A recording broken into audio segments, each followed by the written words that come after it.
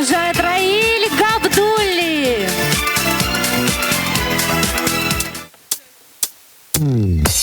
Следующую песню нужно будет всем вместе спеть, друзья.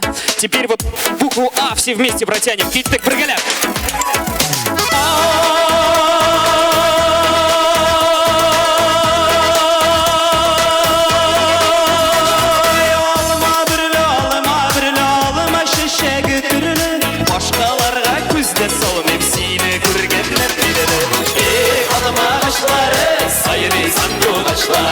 Sayri sayri sayri sayri sağındıra başladı.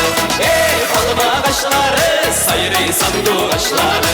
Sayri sayri sayri sayri sağındıra başladı. Можно чуть погромче сделать музыку, прям не слышно.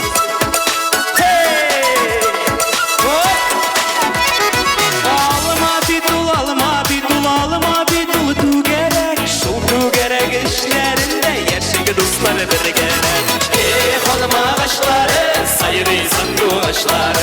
Sayri sayri sayri sayri sağındıra başladı. Ey balım ağaçları, sayri sandu ağaçları.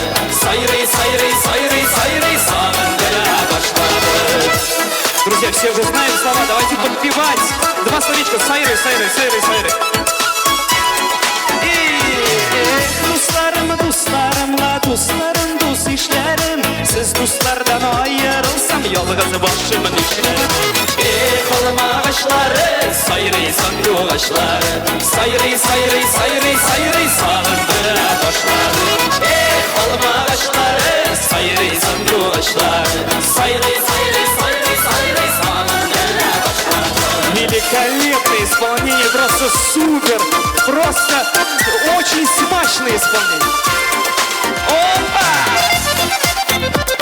Друзья, можно даже выйти станцевать, кто не стесняется. Может, хореографы есть между. Просто я не хореограф, я из театра. Поэтому кто... Вот, Володя, молодой человек, танцуй. Танцуй, танцуй. Опа! Все уже. Звездный час прошел. Букву А тянем вместе.